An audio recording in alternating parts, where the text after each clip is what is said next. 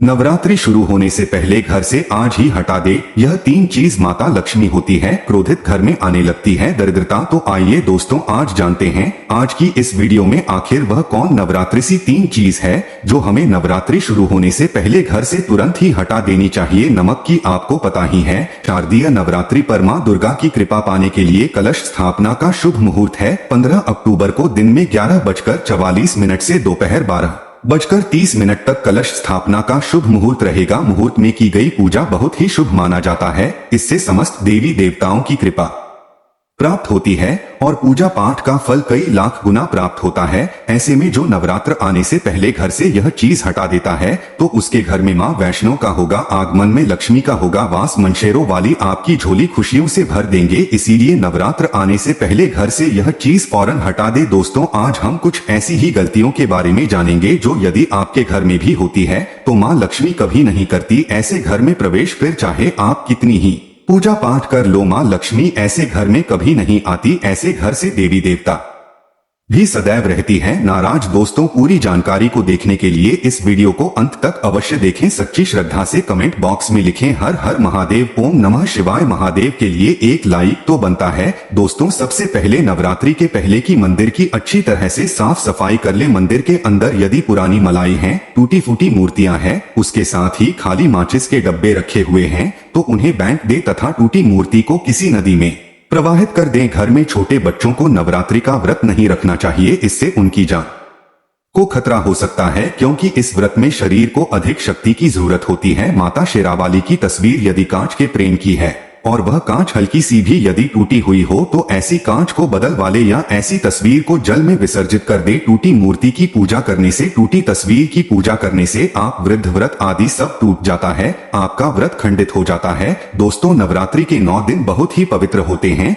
नवरात्रि के इन 9 दिनों में आचार्य विचार और घर को साफ सुथरा और पवित्र रखना अति आवश्यक है। इसीलिए नवरात्रि के 9 दिनों में ब्रह्मचर्य का पालन किया जाता है और मांसिक भोजन ग्रहण नहीं किया जाता। नवरात्रि के 9 दिनों में माता रानी के भक्तों को प्याज, लहसुन, मांस, मदिरा और अंडे से दूर रहना चाहिए। अधिकतर भक्त इन नियमों का पालन भी करते किंतु वह एक गलती कर बैठते हैं, वह नवरात्रि के 9 दिनों में अपने घर इन चीजों को रख लेते हैं। ऐसा भूल कर भी नहीं करना चाहिए। भागवत पुराण के अनुसार नवरात्रि के 9 दिनों तक माता रानी अपने भक्तों के घर में वास करती है। यदि आप भी चाहते हैं कि माता रानी आपके घर में वास करें तो आप अपने घर के वातावरण को पवित्र रखें और नवरात्रि शुरू होने से पहले ही अपने घर से प्याज, लहसुन, मीट, अंडा और मदिरा को बाहर निकाल दें। अपने घर साफ राखी। इन वस्तुओं को घर से बाहर निकालने के पश्चात अपने घर में गंगाजल का छिड़काव अवश्य करें। भागवत गीता में भगवान कृष्ण कहते हैं, बगैर गंगाजल छिड़काव कोई भी मंगल कार्य सफल नहीं माना जाता। गंगाजल का छिड़काव स्वयं भागवत गीता में श्री कृष्ण ने बताया था। आपके घर में गंगाजल ना हो तो मार्केट से गोमूत्र ला सकते हैं और गोमूत्र लाकर आप गोमूत्र का अपने घर में छिड़काव करें। बस थोड़ा सा पानी में डाल ले, इससे आपके घर का पवित्र हो जाएगा। घर में मौजूद नेगेटिव ऊर्जा भी नष्ट हो जाएगी और जिस घर में वातावरण पवित्र होता है और आत्म ऊर्जा नहीं होती वहां माता रानी का वास सदैव होता है। नवरात्रि के पहले आप अपने पूरे घर की अच्छी तरह से साफ सफाई कर ली। घर में जो भी फालतू सामान है, फटे पुराने कपड़े, उन्हें बाहर निकाल दे। घर में बेकार पड़ा सामान नेगेटिव ऊर्जा लाता है, इसीलिए गंदगी बिल्कुल भी ना करें। धूप दीप जलाकर को स्वच्छ रखें। दोस्तों माता के आगमन के लिए घर का दरवाजा अवश्य सजाना चाहिए, इससे माता आकर शित होती है और घर के द्वारा में प्रवेश करती है। माँ के आगमन के लिए द्वारा को फूलों से सजाना चाहिए। दोस्तों कई लोग ऐसे हैं जो माता रानी की चौकी कागज बेचकर बनाते हैं, जो कि बिल्कुल गलत माना गया है। माता की चौकी के लिए आप नीचे लाल कपड़ा ही बिछाएं, काला कपड़ा और सफेद कपड़ा भूलकर भी नहीं बिछाना चाहिए। ध्यान रखें कपड़ा नहीं होना चाहिए। दोस्तों यदि आपके घर में देवी देवताओं की खंडित मूर्तियों या फटा हुआ चित्र यदि हो तो उसे किसी पवित्र नदी में विसर्जित कर दी, क्योंकि ऐसी मूर्तियां और चित्र दुर्भाग्य लाती है। देवी देवताओं की घर रखने के स्थान पर किसी भी तरह का कोई भी फालतू सामान, टूटा हुआ सामान न रखें। धन रखने के स्थान को मंदिर की तरह ही साफ रखें। नवरात्रि के दौरान माता रानी की पूजा में कौड़ियों को शामिल करें। माता के साथ साथ रोजाना कौड़ी का भी पूजन करें। इसके पश्चात आप कौड़ी को धन रखने के स्थान पर रख दें। ऐसा करने से बरकत सदैव होती है। यदि आपके पास पुराने जूते चप्पल इकट्ठे हो गए हैं तो नवरात्रि से पहले उन्हें घर से बाहर निकाल दें। पुराने जूते चप्पल की अशुभता के कारण ही घर में नेगेटिव ऊर्जा आती है और घर में अशांति और कलाई का माहौल रहता है। नवरात्रि आने से पहले घर से जाला निकालना ना भूले। यदि जिस घर में जाला है उसे घर में माता रानी कभी वास नहीं करती। साथ ही यदि घर में पड़े हैं या टूटा हुआ आईना भी यदि घर में हो तो उसे भी निकाल दे। घर में टूटे फूटे ईंट पत्थर भी नहीं रखना चाहिए, इससे माँ लक्ष्मी नाराज हो जाती है। अब हम जानते हैं नवरात्रों के दौरान क्या नहीं खाना चाहिए और क्या नहीं पीना चाहिए और कौन सा फल खाने से व्रत संपूर्ण और सफल हो जाता है। दोस्तों, हमारे चैनल को सब्सक्राइब अवश्य करें और बेल आइकन को दबाना ना भूले। तो लिए शुरू करते हैं। दोस्तों, नवरात्रि के दिन से अवश्य खाना चाहिए। शास्त्रों में बताया जाता है कि भगवान के भोग में से आदि आवश्यक अर्पित किया जाता है।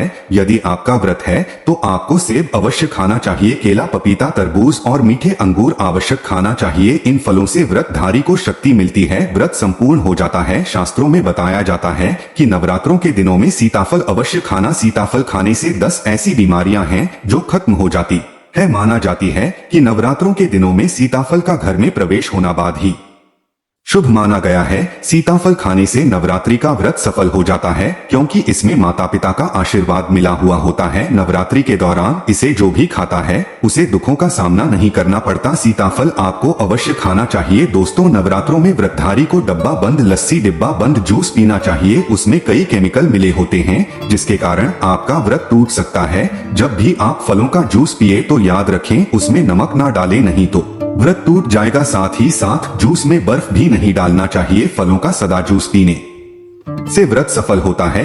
नवरात्रि के दौरान आप दूध पी सकते हैं जो आपको ताकत देगा। चाय वगैरह भी पी सकते हैं, किंतु याद रहे उसमें नमक ना डालें। एक बात का ध्यान रहे, व्रतधारी को पेट भर खाना यानी गले तक भोजन नहीं करना चाहिए, नहीं तो व्रत रखने का कोई भी फायदा नहीं होगा। थोड़ा थोड़ा खा सकते हैं। दोस्तों, नवरात्रि के 9 दिन आदि शक्ति माँ दुर्गा को समर्पित होते हैं। नवरात्रि के 9 दिन माता के 9 अलग अलग स्वरूपों का पूजन किया जाता है। नवरात्रि के 9 दिनों में माता रानी को अलग अलग स्वरूप के हिसाब से अलग अलग भोग अर्पित किए जाते हैं। किंतु क्या आप जानते हैं कुछ ऐसी वस्तु है जिन्हें नवरात्रि के दौरान भूल कर भी माता रानी को अर्पित नहीं करना चाहिए। यदि इन वस्तुओं को आप गलती से भी माता रानी को अर्पित कर देते हैं तो आपको व्रत और पूजन का पूर्ण लाभ नहीं होगा। इसीलिए माता रानी की प्राप्त करने के लिए आपको यह जानना अति आवश्यक है कि वह कौन सी ऐसी वस्तु है जो माता रानी के पूजन में भूल कर भी प्रयोग नहीं करना चाहिए। तो आइए माँ का जयकारा लगाते हुए वीडियो को शुरू करते हैं। दोस्तों, नंबर 1, नवरात्रि के दौरान शादीशुदा महिलाओं को सफेद कपड़े पहनकर पूजा पाठ नहीं करना चाहिए। साथ ही साथ काले कपड़े भी नहीं पहनना चाहिए, इससे पूजा व्रत आदि खंडित हो जाती है। माता की चौकी जब आप लगे तो उसके कागज नहीं लगना चाहिए। माता की चौकी सदैव लाल कपड़ा बिछाकर ही बनना चाहिए। सदैव याद रहे, नवरात्रों के इन 9 दिनों तक व्रतधारी को अपना आसन माँ की चौकी के आगे ही लगाना चाहिए और वहीं पर आपको सोना चाहिए। मंदिर को नवरात्रों के दौरान अकेला नहीं छोड़ा जाता, बहुत ही अशुभ माना जाता है। इससे दुर्गा माता नाराज हो जाती है और सदैव के लिए चली जाती है। दोस्तों, नंबर 2, नारियल। हिंदू धर्म में नारियल को समृद्धि, धन और सम्मान का सूचक माना जाता है। नारियल को श्रीफल भी कहा जाता है। नारियल को सुख समृद्धि में वृद्धि करने वाला माना जाता है। नारियल तो हर मांगलिक कार्य में विशेष महत्व होता है। जैसे कि आप सभी जानते हैं कि माता रानी के कई मंदिरों में नारियल से बाली भी दी जाती है और माता रानी के पूजन में नारियल का प्रयोग हम सभी करते हैं। खासकर कलश की स्थापना नारियल रखकर ही की जाती है। माता रानी के पूजन में हम नारियल प्रयोग करते समय कुछ गलतियां कर होती है। दोस्तों, नारियल कई प्रकार के होते हैं। एक हर, दूसरा सूखा जिसके अंदर पानी होता है। जींस नारियल के अंदर पानी होता है। माता रानी के पूजन में सदैव पानी वाला और जाटा वाला नारियल ही प्रयोग करें। नारियल का पूर्ण होना चाहिए। नारियल चटका हुआ या टूटा हुआ नहीं होना चाहिए क्योंकि सबूत नारियल ही पूर्ण और पवित्रता का प्रतीक होता है। सबूत नारियल ही सुख समृद्धि का प्रतीक होता है। नारियल को ही श्रीफल यानी कि माँ लक्ष्मी का फल कहा जाता है। नवरात्रि में माता रानी के कलश की स्थापना करते समय जटा वाला यानी पानी वाला नारियल ही कलश पर स्थापित करना चाहिए। साथ ही यह ध्यान रखना चाहिए कि नारियल को सदैव कलश के ऊपर लेट कर रखना चाहिए। घट स्थापना करते समय कभी भी नारियल को खड़ा करके नहीं रखा जाता। नारियल को सदैव लेट कर कलश के ऊपर रखा जाता है। साथ ही नारियल को स्थापित करने से पहले आप नारियल को लाल कपड़े में लपेटकर उसे पर और फिर लाल चुनरी उड़कर आप नारियल कलश के ऊपर स्थापित करें। शास्त्रों के अनुसार कलश के ऊपर जब सही तरीके से नारियल रखा जाता है और सही प्रकार का नारियल रखा जाता है तभी ही व्रत और पूजन का पूर्ण फल प्राप्त होता है। यह भी ध्यान रहे कि महिलाएं माता रानी को नारियल अर्पित तो कर सकती है किंतु कभी भी माता रानी के सामने नारियल को भूलकर भी ना तोड़े, क्योंकि नारियल 20 रूप होता है और स्त्रियां 20 रूप से ही शिशु को जन्म देती है, इसलिए कभी भी महिलाओं को नारियल तोड़ना चाहिए। दोस्तों नंबर 3 लौंग। लौंग हम सभी माता रानी के पूजन के प्रयोग करते हैं, किंतु लौंग का प्रयोग करते समय एक बहुत बड़ी गलती कर बैठी है। सदैव ध्यान रखना चाहिए कि माता रानी को सदैव फूल वाली लौंग ही अर्पित करना चाहिए। जिस लौंग के ऊपर फूल नहीं होता या फिर जिस लौंग के पीछे लकड़ी की डंडी नहीं होती, उसको आप माता रानी के पूजन में भूलकर भी प्रयोग न करें। फूल वाले लोगों को ही पुण्य माना जाता है और रानी के पूजन में कोई भी अपूर्ण वस्तु, कोई भी खराब वस्तु या टूटे हुए अक्षत प्रयोग नहीं करना चाहिए। इसीलिए सदैव माता रानी के पूजन में फूल वाली लौंग का ही प्रयोग करें। दोस्तों नंबर 4 तुलसी के पत्ते अर्पित नहीं करने चाहिए। माँ दुर्गा की पूजन में तुलसी पत्र का प्रयोग करना वर्जित माना जाता है।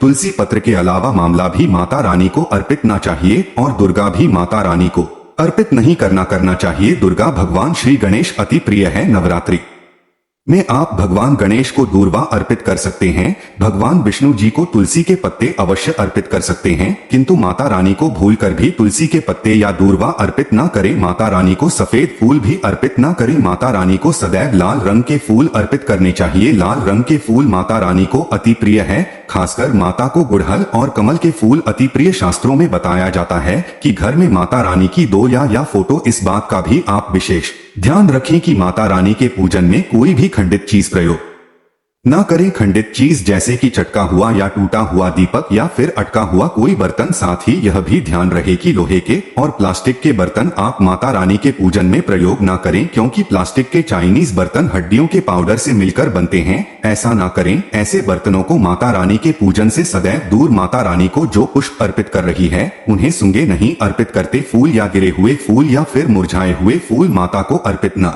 करें। दोस्तों वीडियो पसंद आई हो तो वीडियो को लाइक करें, चैनल को सब्सक्राइब करें। धन्यवाद।